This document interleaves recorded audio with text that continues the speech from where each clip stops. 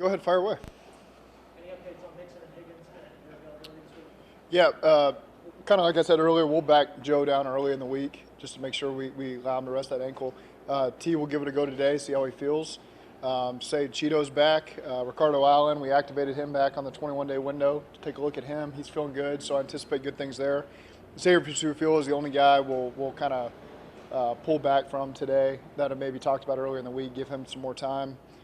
Trey Hopkins, we'll give a veteran rest day today too, as well, just as he continues to grind through it. He's done a great job, and just kind of be mindful of some of those guys. What would you want to see from Mixon throughout practice this week in order for you to feel good about him playing on Sunday? You'd like to see some full speed work later in the week. That's I think the biggest thing. With T obviously not being able to play these last 2 weeks, and you guys having the offensive production you have, I think he's a little bit like lost in sight. But what exactly does he bring to the offense that you haven't had with him on the sidelines? Size, speed. I mean, I'm just saying what we don't already have, but just what he does is he's a big, powerful, fast, great hands. One of the smartest players on our offense, just generally understanding football and what we're trying to achieve. So he's a big piece of the puzzle. We've been able to do well because we got a deep receiving room, but we certainly have forgotten about T. You know, we see him out there at some of the times he's worked out, and we'd be excited to get him back in the fold. Because of the way the offensive line is playing, do you feel more comfortable in empty sets than you did maybe this time last year? We did a lot of empty last year, you know, and it's just a way to spread out the field, and we have a lot of different answers for it. And Joe sees it really well. I think that's what it really comes back to is Joe sees it well. We're not always sitting back there just holding on to the ball. A lot of it's, you know, a good amount of it's quick stuff that gets it out of his hands and finds a matchup. And we also have stuff where we feel like we can push the ball down the field and buy some time. So we just feel like it's a good package for us that served us well. Coach Frank Pollock just said that Joe Burrow has it more like Joe Montana. You know, he played with Joe Montana. He sees a similarity in the way their presence, you know, wherever it is, in the huddle, in the locker room, wherever it may be. What's your reaction to that? Would you say that that's real? We're talking about a guy that was before my time, unfortunately. But there's certainly a presence about Joe that I think everyone who's ever been around him has felt. It's hard to explain. Not everybody's got it. He does. Glad he's ours. Did you see the mic'd up clips of him at all by any chance? The Burrow from Thursday? I don't know what's out there. I've seen probably a lot more than you have, but I don't know what the final What's cut it looked like like. hearing, you know, you can't zero me and all the stuff that he was saying at the end of the league? What's it like for you to watch that? Well, I think there's a confidence in our group. It starts with the quarterback, and it filters all the way through.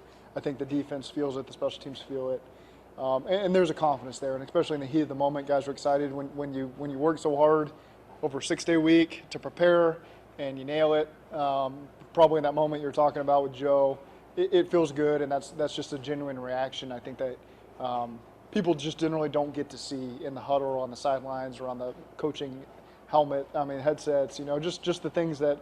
All right, all this stuff that you prepared for, and the players nailed it, and it feels really good for everybody. Going back to your days at Nebraska, was there a game week where you prepped really well and it kind of ended up coming up to fruition on game day? And was there kind of like a Joe and zero blitz? Was there a moment? You know what? I can think of a lot of plays. I can't think of a moment that fits that description that well. Yeah, I don't have a great answer for you on that one. How much confidence do you have as a quarterback on game day when you know that you prepared as well as you possibly could have? Yeah, you feel like you're a step ahead of the defense a lot of times, you know, and there's certainly games where I'm sure the quarterback and the offense and whoever prepares really well, and you feel like you got it, and you know maybe a player's more physical than you anticipated, or they're a little quicker in some of these looks, and they change some things up. It kind of catches you off guard, and it takes a second to adjust. That happens over a 17-game schedule, but. You know, we've got a quarterback that knows how to prepare. He doesn't just spend a lot of empty time watching tape and not gaining information. He's very specific and diligent with how he approaches it to where he feels prepared each day. You know, you don't have to be ready for third down today. He might be, but those aren't the questions I'm asking him today. It's first and second down day. So he just does a good job pacing himself over the course of the week and being ready on Saturday. Tom Moore, I remember talking to him and talking to him about Peyton Manning, coaching Peyton Manning. He said, people think it's easy. It's hard as hell. He said, this guy's Menza, and you're up there, you're feeling like you're naked because he's smarter than you, and you have to up your game as a coach to be able to, you know, up Peyton Manning's ability. Is that that true? I mean, do you have to really up your game as a coach when you have like a Joe Burrow? Yeah, he certainly puts pressure on the staff because he's going to know it, and he needs the answers, and that's a good thing. At the same time, with that being said, you got to. There's times when you don't have the answer, and you got to be honest about it. And hey, we'll sort that out. I don't have that answer today on Wednesday or Thursday, but we're going to keep watching tape and give you a better answer, or I'll get back to you on that, and not just those guys that are really smart. You don't want BS into your players. You want to be honest with them, and I think for the most part, those guys appreciate that. Frank Pollock just said that Quentin is actually like the toughest, most physical player in his room. We don't ask you a lot about Quentin, and that's often the biggest compliment to an offensive lineman. How much growth have you seen from him this year, and how well is he playing in your eyes? It's hard for me to call it growth because he came in Tennessee week on a Friday, and that was about halfway through the season. That was right before the bye. So he didn't get a chance to go through anything with us. And he just went out there and just started at left guard, and then he played right tackle. And then, he was just all over the place. And so that showed me what he was capable of as a football player. I think as I'm around him more in training camp, talking to our linebackers and D linemen, how strong he is. And so when he latches on people, I think people have a real problem with that, just because he's so strong. And that might always show up on tape or as you're watching it, but just talking to people that he goes against, they certainly feel that presence. And he's a great personality. He probably likes to kind of be out of the limelight a little bit, but we're happy to have Q. He's done a great job for us. In the offseason, I'll get back to you. there was some uncertainty about Aaron Rodgers returning to Green Bay. Yeah. Did you allow yourself to hope? Yeah. Yeah. I remember talking to LaFleur, I think, in training camp, and he said something about, I don't even know when we play you guys. I said, week 5. And he said, how do you know that? I said, because I saw what was going on with your quarterback, and I was hoping that by week 5 maybe he wouldn't be there. But he is, so we'll have to deal with him. Back to the offensive line. What does it do for you as a play caller, play designer, that you can go empty, have 5-man protections, feel confident, and then at times line up under center, run wide zone, punish people down the field? What does that do for you when you're putting together a game plan as a play caller?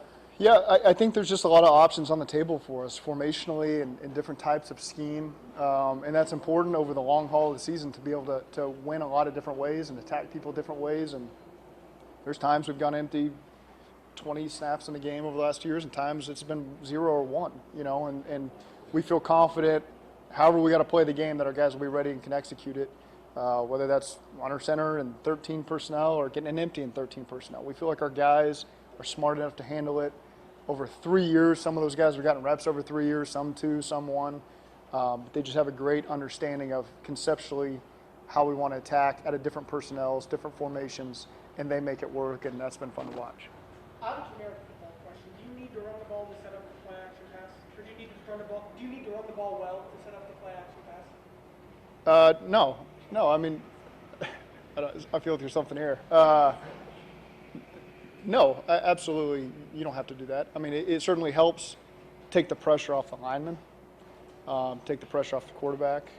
Those are things that it certainly benefits. There's times when you want to have a lead, and that helps run the clock, keep the defense off the field, your own defense off the field. So there's a mindset that comes with being able to run the ball well that empowers your team, your whole team, not just your offense. But when you can line up and you feel like you've got the momentum in the run game and they're really struggling defensively, because I know what it feels just being on teams when a team's really running the ball on your team, how that feels and how deflating that can be. And so again, it all marries together eventually. It all comes full circle, whether you're throwing it, running it. But there's certainly a confidence that comes from when you're able to run the football. Zach, I'm sure you always talk to Blue before every game about defensive strategies and install for the upcoming opponent. But with it being Aaron Rodgers, Yeah. do you spend any more time with Blue this week just because of the complexity of the We always spend a good amount, so it's hard for me to say that we spend more time. You talk with him about some similarities that you might see in the offense, but part of the issue with that is what maybe the scheme is capable of and the complements that they have, and you try not to put too much on the defense. Hey, well, if you do this, they can do this. So sometimes you get a little overboard and you just let the defense go through their process. Lou's got questions he wants me to answer. He sees a signal or a look or a formation and tries to get my opinion on it. But for the most part, you try not to overcomplicate things for the other side of the ball. Does Joe's comfort in the pocket over the past couple of weeks and rolling out and moving, using his legs more, I don't think necessarily. You know, there were certain styles you wanted to play against Minnesota and Chicago, and some of those, and it pops up every now and then. So it's just sometimes you look at the style of defense you're playing, and you purposely limit a couple things you're doing, and you want to attack them in a different area, and then you get to pull some of it out last week and going forward. So it's different styles you play against different defenses. I think Joe, you know, just watching him move around a little bit more. I think 4 weeks in now, he looks like he feels like he did last year pre-injury, and that's fun to watch. As your experience as coaching I'll let you finish, and I'll come back to you, Dave. As a play caller, is there more pressure going into a game knowing that Aaron Rodgers is on the other side? No, because we always play great players, you know, and I think that's the fun part of it is our guys are really excited for this challenge. And, you know, this is a team that went to back-to-back NFC Championship games, and for us, that's awesome. You know, we want to see to go play against a great opponent and prove ourselves, and we love having Aaron Rodgers over there. He's tremendous. He's scored a lot of points. He's won a lot of awards. He's won championships, put his team in contention, and so we just get a chance to go out there and take our shot, and we're excited about it. your experience coaching quarterbacks, are you noticing that Joe hasn't even played a full season yet? Do you feel like defensive coaches and coordinators are trying to confuse him less than the average player at that stage because he's so smart? Or are they trying to confuse him more? What are they trying to do?